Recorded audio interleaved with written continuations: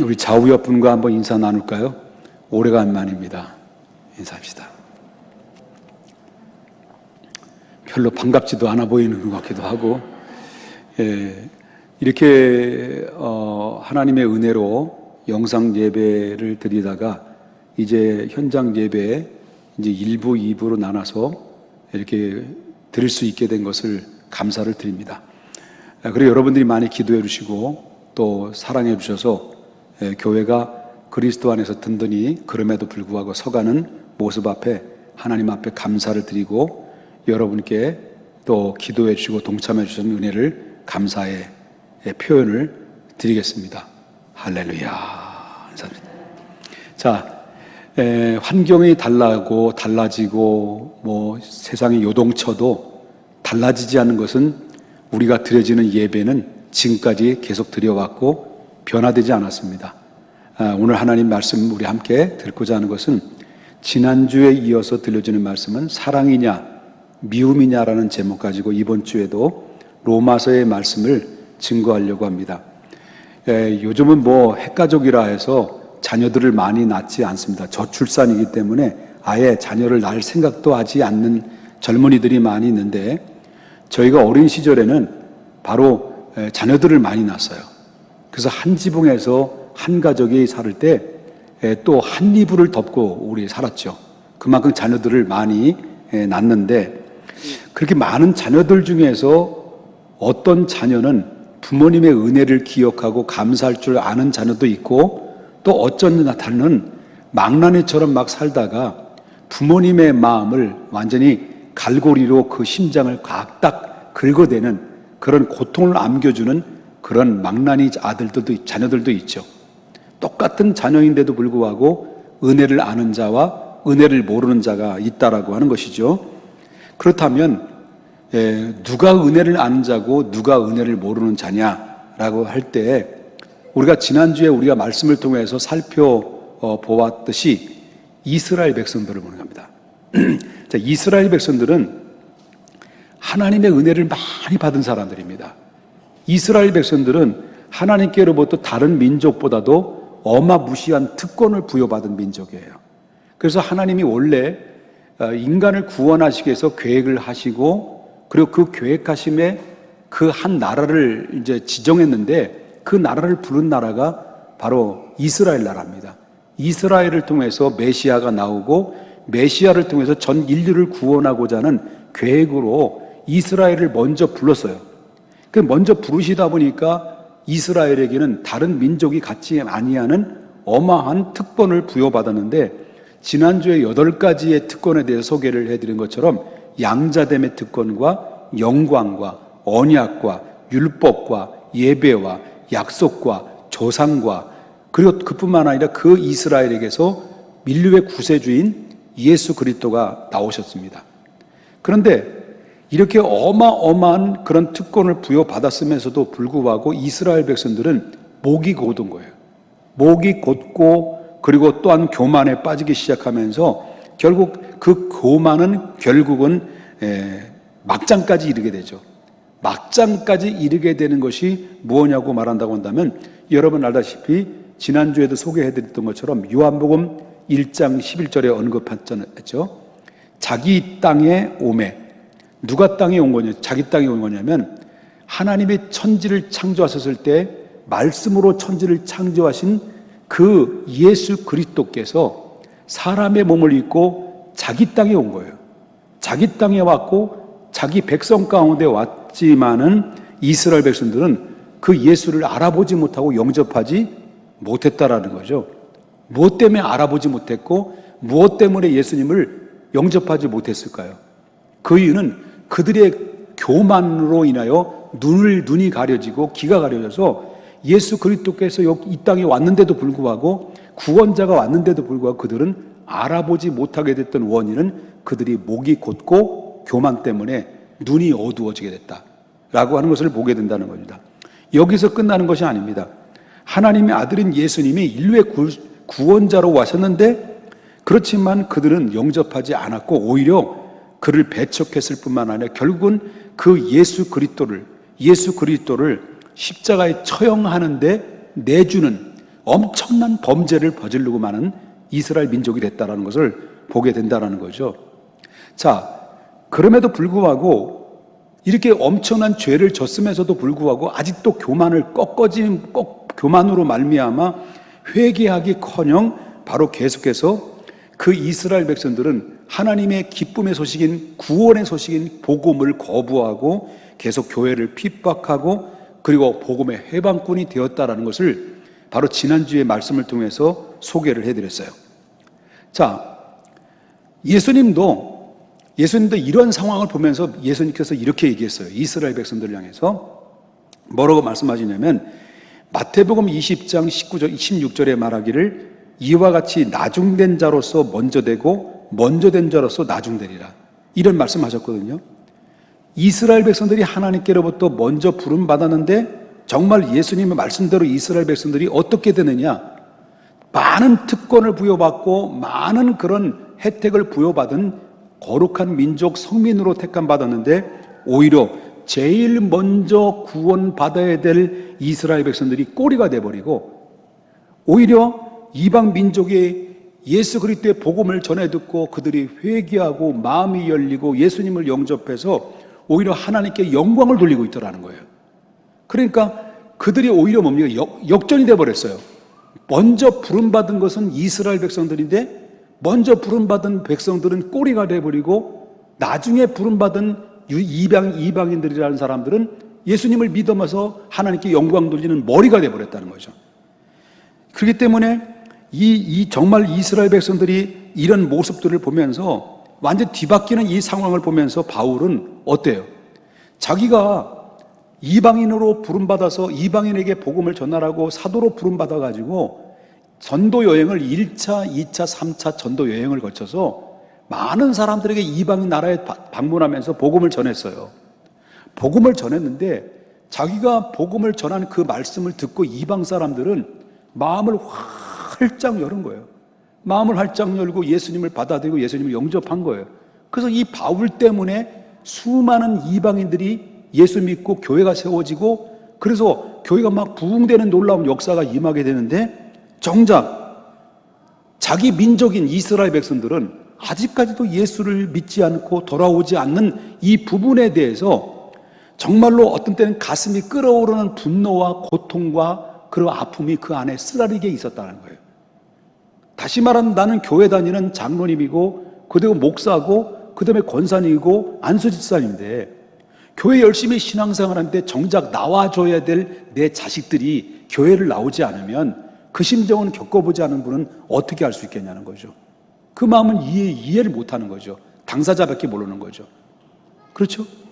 이와 마찬가지로 바울 사도 정작 자기 민족인 팔이 안으로 굳는다고 자기 민족에 대해서 구원받아야 되는데 이 민족이 왜 안 들어오느냐는 거예요. 그것 때문에 막 어떤 때는 안타까운 나머지 분노에 먼저 앞서가지고 어떻게 할 수가 없었다는 거예요.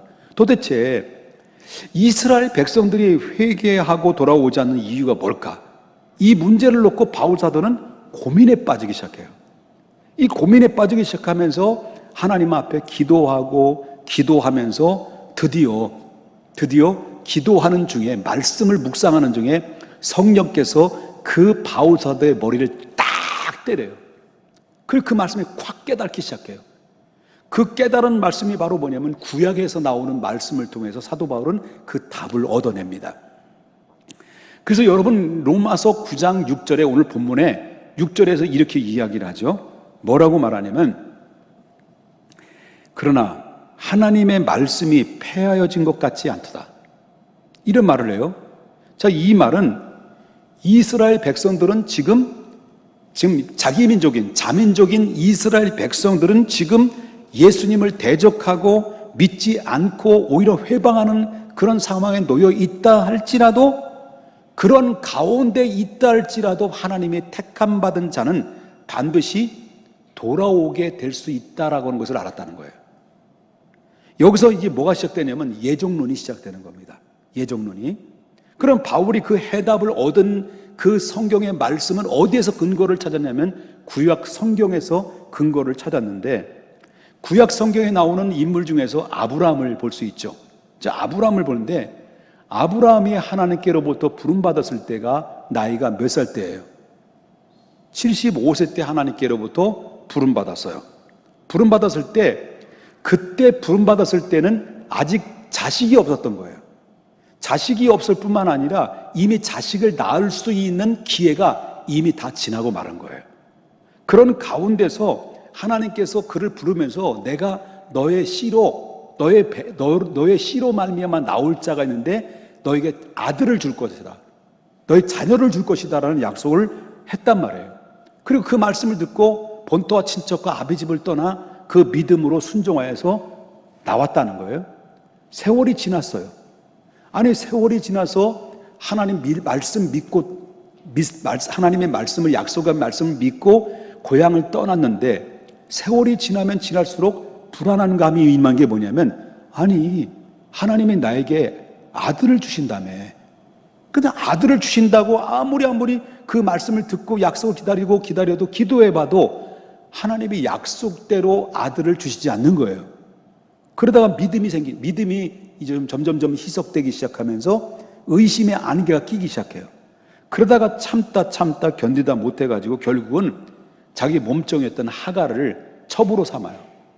첩으로 삼아서 그 하갈로부터 바로 뭐냐면 아들을 얻게 되죠. 그 아들을 얻게 되는 그 아들의 이름이 누굴까요? 이스마엘을 낳았어요. 이스마엘. 그런데 하나님께서 그 이스마엘을 당신의 그 아브라함의 후사로 세우실 줄 알았더니 하나님이 허락하지 않는 거예요.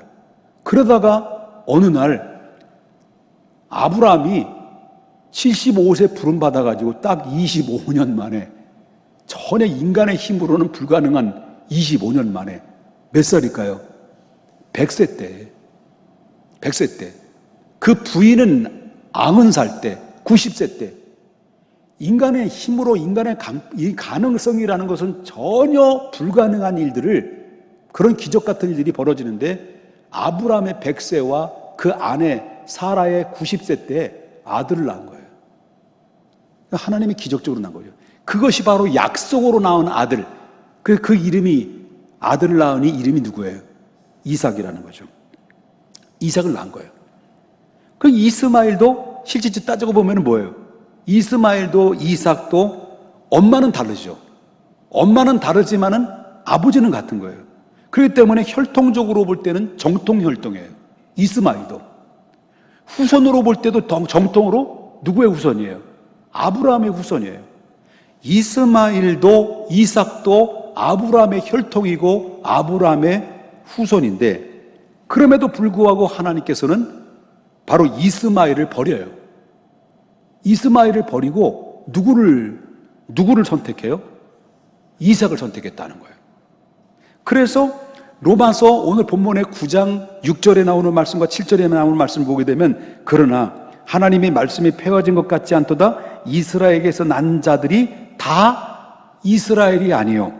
그죠? 그 말을 해요. 그리고 이제 7절에 나오는 말씀은 또한 아브라함의 씨가 다 그의 자녀가 아니라 오직 이삭으로부터 난 자라야 내 씨라 불리리라 하셨느니라. 바울이 이 말씀을 깨닫고 이야기를 하는 거예요. 이것을 보면 아브라함에게서 났다고 해서 바로 구원받는 것이 아니다라는 것을 바울이 얘기하는 거죠. 원래 바울은 자기 민족의 100%가 구원받은 줄 알았어요. 자기 민족이 100%가 하나님께로부터 선택받은 민족이기 때문에 다 받을 수 있는 민족인 줄 알았는데, 정말 정작 따라가 보니까, 현장에 딱 부닥쳐 보니까 이스라엘 백성들이 오히려 예수님을 안 믿는 거예요. 그러면서 성경 구약을 깨닫고 왜지? 왜 그렇지? 왜 그런 거지? 그러다가 막 분통과 원망과, 그리고 또한 뭡니까? 고통을 쓰라린 그 돈을 안고 성경 읽다가, 아하, 그렇구나. 바로 이스라엘이라서 다 구원받는 게 아니구나. 아브라함의 혈통이라 다 구원받는 게 아니구나. 라는 것을 그때서 깨닫고 말미암아 우리에게 굉장히 그런 이 깨달음을 통해서 제시하고 있다는 것을 보게 되는데, 여기서 또 이제 결정적인 구절이 나오는 말씀이 바로 12절과 13절에 나오는 말씀인데요. 바울이 또 여기서 누구에 대해서 그게 나오냐면 아브라함이 이삭을 낳잖아요. 이삭이 장가를 들었어요. 누구하고 장가를 들었을까? 리브가하고 예쁜 부인하고 같이 살았어요. 그 예쁜 부인하고 같이 살다가 임신을 했네. 누가? 이삭이? 누가? 아브람 아니지. 리브가 임신했어요. 근데 임신을 했는데 태중에 누가 있냐면 쌍태예요. 쌍둥이를 안고 있는 거예요. 태중에. 그때 이제 12절과 13절에 이렇게 얘기를 해요. 리브가에게 이르시되, 리브가에게 이르시되 누가 하신 말씀이에요? 하나님이 리브가에게 얘기하시는 거잖아요. 하나님이 리브가에게 이르시되 큰 자가 어린 자를 섬기리라 하셨다니 기록된 바 내가 야곱을 사랑하고 에서를 뭐 했다는 거예요? 미워했다는 거예요. 누굴 사랑하고? 누굴 사랑하고요? 야곱을 사랑하고 누굴 미워했다는 거예요? 에서를 미워했다. 이쯤 되면 여러분 서서히 좀 이렇게 의심의 안개가 좀 들어가기 시작할 거예요. 자, 하나님이 이미 뱃속에서부터 야곱을 사랑하고 에서를 미워했다는 거예요. 이미 태어나지도 않았는데도 불구하고 뱃속에 이미 하나님이 갈라놨어요. 갈라놨단 말이에요. 그렇다면 여기서 미워했다라는 이 의미는 뭐냐면 바로 하나님이 고의로 미워했다 이런 얘기가 아니에요. 고의로 미워했다는 얘기가 아니라 그냥 사랑하지 않았다는 얘기예요. 이런 의미가 담겨져 있어요. 그래서 하나님께서는 야곱을 사랑을 하셨지만은 에서는 사랑하지 않았다. 하나님께서는 야곱은 불쌍히 여겼지만 에서를 불쌍히 여기지 않았다. 야곱은 은혜를 주셨지만은 에서에게 은혜를 주시지 않았다. 그래서 이것을 가지고 미워했다는 말로 표현된 거예요. 그래서 사도 바울은 말합니다. 뭐라고 말하냐면 9장 27절에 이렇게 얘기합니다. 이사야가 이스라엘에게 관하여 외치되 이스라엘 자손들의 수가 비록 뭐 같을지라도 바다의 모래 같을지라도 누구만 남는다는 거예요? 남는 자만 어떻게 된다는 거예요? 구원을 얻는다는 거예요. 바다의 모래알 같다 할지라도 어떤 자만요? 남는 자만 구원받았다. 그러면 다 이스라엘이든지 모든 전 인류가 다 구원받기로 되어 있는 게 아니라 남아있는 자만이 구원받는다는 것을 이야기하고 있다는 거죠. 그러면 이런 질문이 나오죠. 아니 그러면 하나님께서 어떤 사람을 택하기도 하시고 어떤 사람은 버리기도 하시냐는 거예요. 왜? 이렇게 질문이 나오죠. 질문이 나올 수 있는데 하나님은 정말 이 지구촌 안에 이스라엘 백성들 안에 이스마엘과 이삭 그 다음에 에서와 야고보를 갈라놓듯이 누군 택하고 누군 버리는 것이 그게 맞냐는 거예요. 이런 질문을 던질 수가 있잖아요. 그런데 미안하지만 성경은 그렇다라고 얘기해요. 성경은 그렇다 얘기해요. 그 이유에 대해서 11절에서 언급을 하죠. 11절에서 뭐라고 나오냐면 보겠습니다. 그 자식들이 아직 그 누굴 얘기하는 거예요? 그 자식들이 아직 나지 않았다는 걸 누굴 얘기하는 거예요? 그 리브가 뱃속에 있는 쌍태 에서와 야곱이죠. 그 야곱을 얘기하는 건데 그 자식들이 아직 나지도 아니하고 무슨 선이나 악을 행하지도 아니한 때에 택하심을 따라 되는 하나님의 뜻이 행위로 말미암지 않고 오직 뭐로 된다는 거예요? 부르시는 이로 말미암아 서게 되리라 라는 거예요. 에베소서 1장 5절에 또 뭐라고 나옵니까? 뭐라니까? 그 기쁘신 뜻대로 누구의 기쁘십니까? 그분, 그 어르신 기쁘신 뜻대로 우리를 어떻게 했다는 거예요? 예정하사 그 예수 그리스도로 말미암아 자기 아들들이 되게 하셨다는 거예요. 그 얘기를 하고 있어요. 그래서 여기서 켈빈은 이 사실에 대해서 뭐라고 얘기하냐면 이중 예정 선택과 유기라는 용어를 썼어요. 그러면 이 말을 들으면 그렇게 반문할 수 있죠. 아니 글쎄 사람이 어떻게 태어나지도 않는데 구원받을 사람하고 구원받지 못한 사람하고 이미 결정했냐는 거예요. 태어나지도 않는데 아니 이게 말이 되냐는 거예요. 말이 되냐 이게. 예? 우리가 무슨 유기견이냐는 거예요. 그렇게 결정하는 거예요. 그래서 그렇게 된다면 하나님은 정말로 불공평하신 분이고 하나님 자체가 불의가 아니냐, 이렇게 질문을 던질 수 있죠. 질문 던질 수 있어요. 그럼 이런 질문이 던질 것을 예측하고 바울이 여기에 대해서 한 방 쏴대죠. 그게 바로 뭐냐면 20절에 나오는 말씀이에요. 20절과 21절 봅시다. 여기에 보면은 이 사람아 내가 누구기에 감히 하나님께 반문하느냐, 이 말을 여러분 다 같이 큰 목소리로 읽어야 됩니다. 여기까지 같이 읽어봅니다. 다 보이시죠? 같이 읽을 수 있으시죠? 여기 보이시나요? 자, 이 사람아 반문하느냐까지 큰 목소리로 시작. 이 사람아 내가 누구기에 감히 하나님께 반문하느냐, 이걸 얘기하는 거예요. 바울이 이걸 얘기하는 거예요. 어떤 자들에게? 아니 누구는 이미 태어나지도 않는데 누구는 택하시고 누구는 버리시고, 이거 하나님 불공평한 거 아닙니까? 이거 뭐 하나님 뭐 왜 이래 도대체?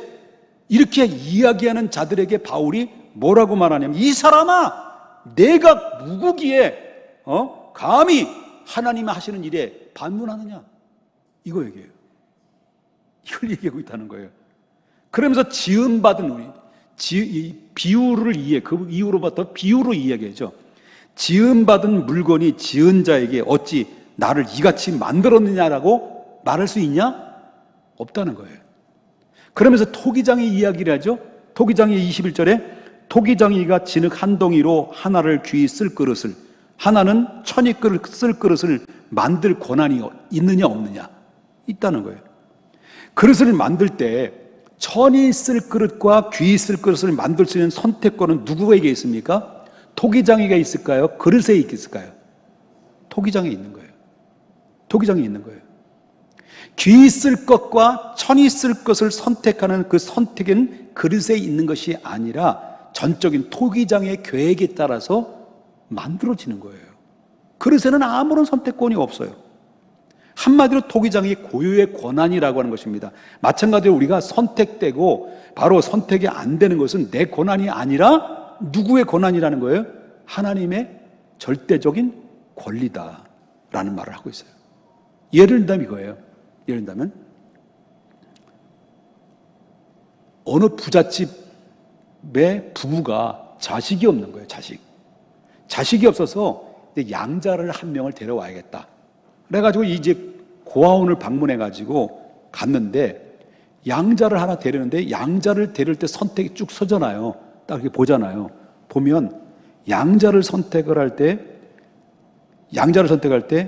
이 양 부모가 자기의 기쁘고 자기의 예쁘고 자기가 마음에 드는 그런 양자의 대상자를 찾을까요? 정말 인상 더럽고 말 더럽게도 안 듣게 생겼고 뭐 이런 자를 찾을까요? 자기가 일단은 마음에 들고 내가 원하는 스타일의 그 양자를 선택할 거예요. 이건 누구의 마음이에요? 양부모의 마음이에요. 양부모의 마음이에요. 택했어요. 그래서 한 명을 택했어요. 그래서 이 택한 이 양자로 부름받은 이 고아의 출신인 이 한 사람이 양부모에 의해서 호적에 입적이 됐어요. 정식 양자가 됐어요. 아들이 됐어요. 그래서 결국 이제부터는 양 부모의 재산을 받을 수 있는 상속자가 된 거예요. 상속자가 됐죠. 그 하루아침에 신분이 상승된 거예요. 신분 변화가 일어나게 된 거죠. 그렇다면 이 아이를 부르고 안 부르는 것은 누구의 선택일까요?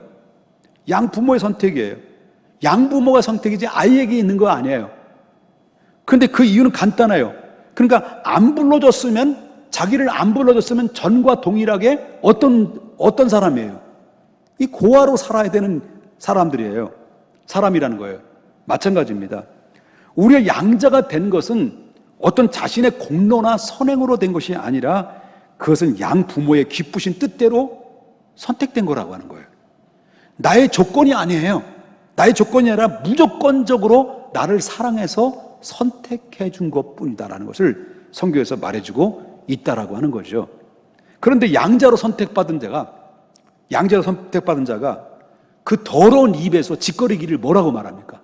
아니, 이거 불공평합니다. 불공평합니다. 아니, 정말 나를 부르려면 다 같이 부르지.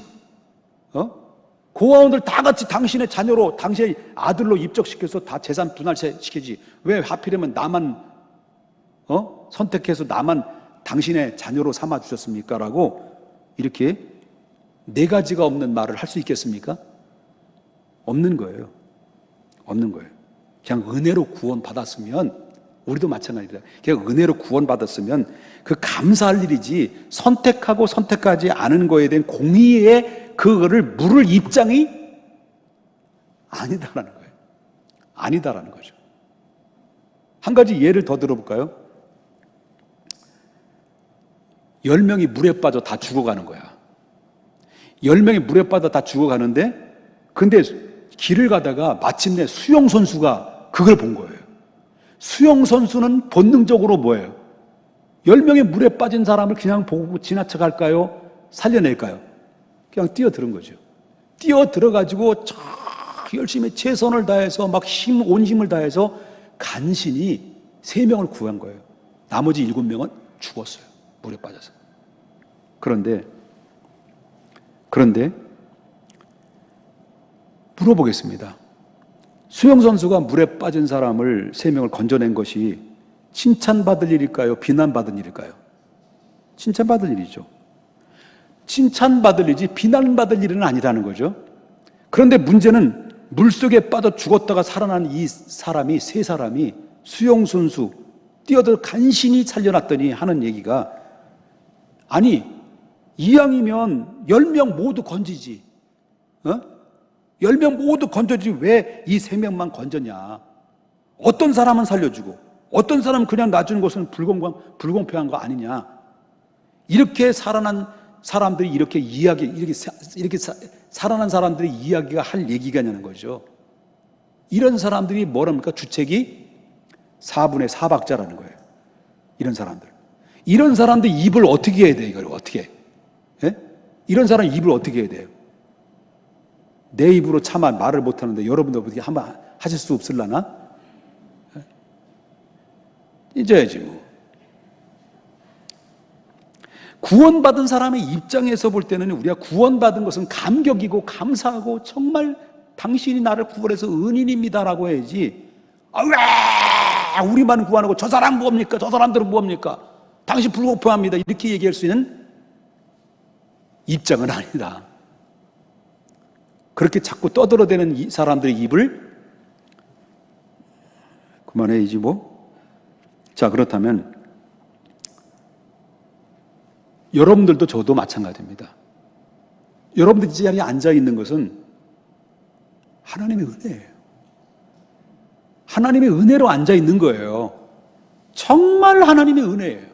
이건 기적이에요, 기적. 물에 빠져 살린 것만이 아닙니다. 죽었던 자가 살아난 자라들이 우리들이에요. 그러면 하나님께서 왜 우리를 구원하셨을까? 왜 우리를 구원했어요? 많고 많은 사람들 중에서 왜 우리를 구원했을까? 궁금해? 얼마? 이유가 없습니다. 거기는 이유가 없는 거예요. 왜 구원하셨습니까? 그 이유가 있다고 한다면 딱 한 가지. 하나님이 세상을 이처럼 사랑하사 독생자를 줬으니 바로 하나님의 사랑 때문에 그런 겁니다. 그 사랑 속에서 우리가 들어있는 거예요. 그 사랑 속에 저와 여러분이 들어있는데, 그래서 여러분 로마서 8장의 핵심적인 5가지 얘기했잖아요. 하나님이 만설의 나를 아시고 아신 나를 어떻게 했다고요? 정하시고 정하신 나를 어떻게 했다고요? 부르시고 부르신 나를 어떻게 했다고요? 의롭다 하시고 의롭다 한 나를 어떻게 했다는 거예요. 마지막 영화의 자리까지 하시는 것은 내가 한 게 아니에요. 하나님이 전부 하신 거예요. 우리를 그렇게 만들었어요. 누가 이 사랑에서 끊을 수가 있겠냐는 거예요.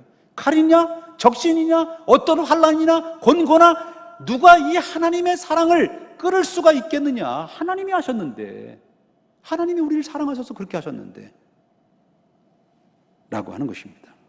우리가 고백할 수 있는 것은 고백할 수 있다는 것은 딱 두 가지죠. 그죠? 두 가지예요. 우린 자격도 없는데, 부름받을 만한 자격도 없고, 내가 내 꼬라지를 보면 의로운 행위조차도 발견할 수가 없는데, 그럼에도 불구하고 나를 의롭게 여기시고 당신의 자녀로 삼아주시고 나를 바로 천국 갈 때까지 견인해 가면서, 바로 성화의 과정을 거쳐가면서 나를 이끌어 가셔서 끝까지 천국까지 이끌어 가신다는데, 할 말이 있냐는 거예요. 우리가 할 말이. 그죠? 할 말이 없죠. 있다면 딱 두 마디. 저는 그렇게 얘기해요. 죄송해요. 그리고 고마워요. 그밖에 없는 거예요. 죄송하고 고맙고 감사한 거죠. 이게 우리의 고백이어야 돼요. 아멘입니까? 이게 고백이어야 되죠. 그래서 이사야서 43장 1절에 야곱아 너를 창조한 여호와께서 지금 말씀하시느니라, 이스라엘아 너를 지으신 이가 말씀하시느니라, 너는 두려워하지 말라. 내가 너를 구속하였고 내가 너를 지명하여 불렀나니, 너를 불렀나니 너는 내 것이다. 누가 이 사랑을 그리스도 안에서 끊을 수 있겠냐는 거예요. 내 것이라는데, 여러분이 하나님의 것이라는데, 내가 누굴 거가요? 내가 누굴 걸까요? 여러분 누굴 걸까요? 하나님의 것이에요. 그래서 내 마음대로 살아서는 안 되는 이유가 있는 거예요. 우리가 이사야서 43장 21절에 이 백성이 내가 나를 위하여 지었나니 나를 찬송하려 함이라 그랬습니다. 송명희 시인이 찬송시를 지었는데요, 너무너무 은혜로워요. 여기 말씀에 관련된 말씀인데 이 찬양이 있어요. 찬양을 우리 한번 볼까요, 같이?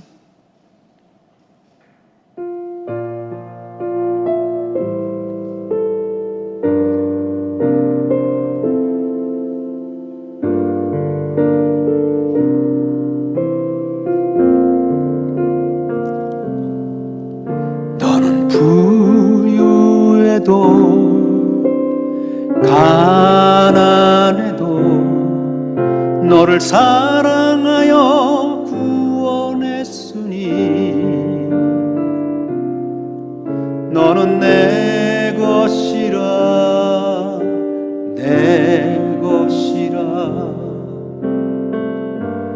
너는 내 것이라. 너는 현명해도 미워해도 너의 지혜 되어 사용하리니 너는 내 것이라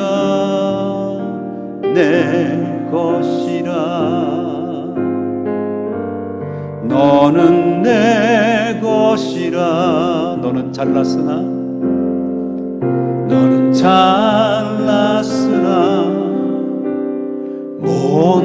못났으나 너의 모든 것을 알고 있으니 너는 내 것이라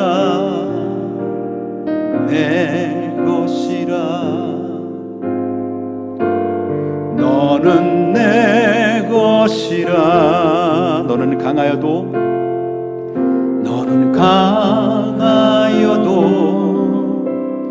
약하여도 너의 힘이 되어 일으키리니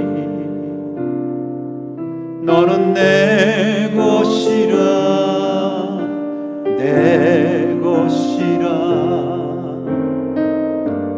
너는 내 것이라. 너는 의로워도 약하여도 너를 사의 피로 구원 구원했으니 너는 내 것이라 내 것이라 너는 내 것이라 너는 내 것이라 내 것이라 너는 내 것이라 너는 내 것이라 내 것이라 너는 내 것이라. 아멘입니까? 여러분, 그렇다면 하나님께서 우리를 구원하셨다, 우리를 택하셨다. 하나님께서 여러분들을 구원하셨다, 여러분들을 택하셨다. 그럼 어떻게 알 수 있겠냐는 거예요. 무엇으로 확인할 수 있을까요? 그것은 믿음입니다. 그냥 믿어지는 거예요. 그냥 믿어지는 거예요. 이게 택하서 그래요. 하나님 택하셔서. 왜 믿음은 하나님의 선물입니까? 왜 믿음은 하나님의 선물이냐면 에베소서 2장 8절에 너는 그의 은혜로 의하여 믿음으로 말미암아 구원을 받았으니 이것은 너에게서 난 것이 아니라 하나님의 선물이에요. 나를 구원하시고 나를 택하신 증거는 그냥 하나님의 말씀을 들을 때 처음에는 몰랐는데 자꾸 들으면 들을수록 그 말씀이 믿음으로 다가오는 거예요. 내 마음이 열려지게 되는 거예요. 그 말씀이 믿음이 생기고 믿음의 확신이 들어오기 시작하면서 그냥 믿어지는 거예요. 누가 시켜서 믿어지는 게 아니에요. 막 강제로 막 이렇게 막 해서 강요해서 믿어지는 게 아니에요. 그냥 믿어지는 거예요. 믿어지는 거 은혜예요. 믿어지는 거 하나님의 선물이에요. 우리가 그 은혜를 입은 자들이라는 거죠.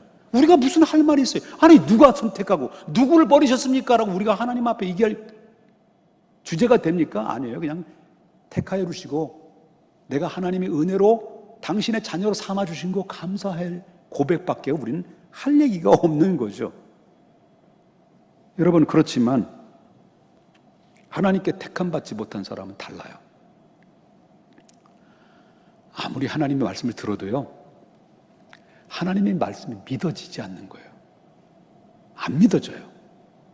아무리 하나님 말씀을 10년, 20년 찾아가서 하나님 말씀을 전해줘도 하나님의 말씀을 받아들이기커녕 오히려 마음이 간팍해지고 더 안 좋은 쪽으로 나가는 이런 모습들을 많이 보게 되는 거죠. 똑같이 태양이 비쳐요. 똑같이 태양이 비치는데 바로 두 가지의 반응이 딱 나타나게 돼 있어요. 딱 나타나는데 하나는 바로 뭐냐면 얼음은 태양이 비치면 비칠수록 얼음은 뭐예요? 녹아요. 근데 진흙은요. 태양이 비치면 비칠수록 진흙은 굳어요. 똑같이 태양으로 비춰지는데 어떤 것은 녹아지고 어떤 것은 굳어지는데 똑같은 자리에서 똑같은 조건에서 똑같은 말씀을 들었는데 여긴 두 가지 반응이 딱 나타나요.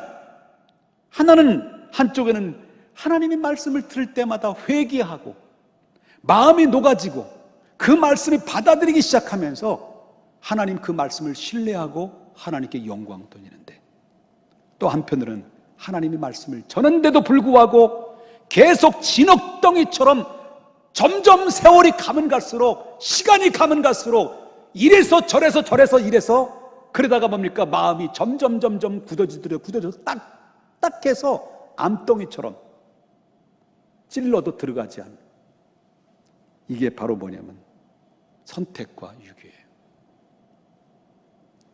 마치 누구와 같이? 이스라엘 백성들과 바로와 같이. 바로가 하나님 백성을 보내라 이야기하는데도 불구하고 하나님께서 그 바로의 마음을 강팍하게 만들었다는 거예요.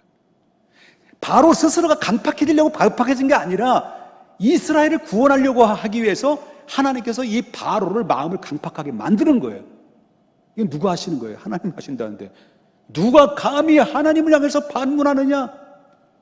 반문할 수 없어요. 원래 우리는 다 죄인이로 다 심판받을 수밖에 없는데 그 심판받을 수밖에 없는 그 사람들 중에서 나를 그냥 당신의 기쁘신 뜻대로 뽑아서 날 당신의 자녀로 부르신 건데 그냥 감사한 거죠. 그냥 내비두면 그냥 냅두면 그냥 골로 가는 거죠. 감사해야죠. 안 하시려면 말고. 그래서 18절에 얘기합니다. 18절에 그런즉 하나님께서 하고자 하시는 자를 어떻게 한다는 거예요? 긍휼히 여기시고 여기시고 하고자 하시는 자를 어떤 자는 어떻게 한다는 거예요? 강팍하기도 한다. 그러니까 믿음은요, 여러분들에게 하나님이 주신 최고의 선물이라는 거예요. 감사해야 됩니다. 결론을 짓겠습니다. 원래 인간은 자기의 마음에 안 들면 뭐예요? 왜? 그래요. 그죠? 자기의 마음에 들면 왜? 똑같이 마음에 안 들면 왜? 제가 자기 자신에 대해서 너무 그 불에 지나치고 은혜에 지나치게 되면 왜? 라는 질문을 던져요. 우리는 우리가 행하는 거에 비해서 너무 지나칠 만큼 하나님의 은혜를 부어주신 자들이에요. 하나님의 은혜 부음받은 자들이에요. 그럴 때마다 은혜 받은 사람들은 언제나 어느 때나 뭘 질문할 수밖에 없습니까? 왜? 라는 질문을 해요. 왜? 왜? 라는 질문을 해요. 왜 주님 이 낮은 차를 통하여 어디에 쓰시려고? 왜 주님 이렇게 초라한 모습으로 만들어 놓으셨나요? 당신께 드릴 것은 사모하는 이 마음뿐. 이 생명도 달라시면 십자가에 놓겠으니 허울뿐인 육신 속에 참빛을 심게 하시고 가식뿐인 세상 속에 미랄로 썩게 하소서. 왜 주님? 이 은혜를 받은 사람들은 이런 고백과 결단이 나올 수밖에 없는 거죠. 그렇죠. 저는 이 사실에 대해서 목사로서 가끔마다 질문을 던져요. 하나님, 왜 나 같은 것을 당신의 자녀로 삼아주셨습니까? 하나님, 왜 저를 사랑하신 겁니까? 하나님, 왜 당신의 자녀로 삼아줄 뿐만 아니라 어떤 당신의 자녀가 될 만한 어떤 구실도 없는데도 불구하고 왜 나를 구원하셨습니까? 저보다 깨끗한 사람도 많고 저보다 더 거룩하게 살려고 몸부림을 치는 사람들도 많이 있고 저보다 인격적으로 모든 면에서 훌륭한 사람이 많이 있는데 이렇게 많고 많은 사람 중에서도 왜 저 같은 형편없는 사람을 선택하셔서 당신의 값진 자리에 올라서게 하시고 당신의 쓰임받는 목사로 나를 세워주셨습니까? 라고 이렇게 질문을 던질 때마다 두 가지밖에 없더라고요. 주님 죄송해요. 그리고 감사해요. 그거밖에 없더라는 거예요. 내가 이렇게 질문할 때마다 하나님의 대답은 뭐예요? 한결같아. 질문할 때마다 이게 한결같은 질문인데 한결같은 질문 앞에 한결같은 대답이 나오는데 사랑하는 나의 김 목사야. 내가 좋아서 그렇단다. 내가 좋아서 그렇다는 거예요. 저는 이 대답 앞에 입이 만 개라도 할 말이 없는 자예요. 여러분, 각자 여러분에게도 똑같은 질문을 드린다면 이겁니다. 하나님, 저 같은 것이 무엇이기에 하나님이 나를 아셨습니까? 왜 저 같은 것을 왜 하나님이 정하셨습니까? 왜 저 같은 것을 왜 부르셨습니까? 왜 저 같은 것을 하나님 자격도 없는데 나를 의롭다 하심을 잊게 하셨습니까? 왜 저 같은 자를 당신의 영광의 자리에 올려놓으셨습니까? 우리는 이런 질문할 때마다 하나님의 대답은 똑같아요. 내가 좋아서 그랬다. 그 대답 앞에 감격해서 무릎을 꿇고 눈물을 뚝뚝뚝뚝뚝뚝 떨어뜨릴 줄 아는 사람이 은혜를 아는 사람이라는 거예요. 은혜를. 하나님이 무조건 좋아하심이 이 세상이 끝날 때까지, 하나님이 무조건 좋아하심은 이 세상에 두 조각이 나고 세 조각이 나고 완창 박살이 난다 할지라도 하나님이 우리를 향한 사랑은 변할 수가 없는 거예요. 나는 변해요. 변하면 나는 변한데 하나는 변하지 않습니다. 하나님의 은혜로 있을 데 없는 자 왜 구속하여 주는지 난 알 수 없도다. 이렇게 고백할 수밖에 없는 거죠. 하나님의 은혜를 아는 자는 겸손할 수밖에 없는 거예요. 하나님의 은혜를 아는 자는 하나님을 찬양할 수밖에 없는 겁니다. 하나님의 은혜를 아는 자는 구원의 확신이 있는 겁니다. 하나님의 은혜를 아는 자는 예배로 나오지 않을 수가 없는 거예요. 하나님의 은혜를 아는 자는 이 감격은 나 혼자 간직할 수 없습니다. 하나님의 은혜를 받은 자들에게는 이 감격을 가지고 바깥으로 뛰쳐나가서 예수님은 살아섰습니다. 예수님은 우리를 위해서 십자가에 못 박혀 죽으셨습니다. 예수님은 부활하셨습니다. 예수님은 우리의 구원자입니다. 당신도 살아가십니다. 당신은 구원받아야 됩니다라고 바로 나가서 이 감격스러운 것을 뛰쳐나가서 바로 외침의 소리가 되지 않을 수가 없는 거죠. 이 은혜 받은 사람들의 반응이죠. 이 은혜 받은 사람의 반응이에요. 이것이 얼마나 놀라운 은혜이고 얼마나 감격스럽고 이 감격스러운 것을 가슴에 안고 그분의 이름으로 여러분 은혜를 안다면 일생 동안 그분을 찬양하고 예배하고 이 기쁨을 정말 나뿐만 아니라 내 가족에게 아니면 내 이웃에게 이 평택에게 이 민족에게 나가서 저 열방까지 뛰쳐나가서 바로 아름다운 기쁨의 소식을 전하는 외침의 소리가 다 될 수 있기를 주님의 이름으로 축복합니다. 기도하겠습니다.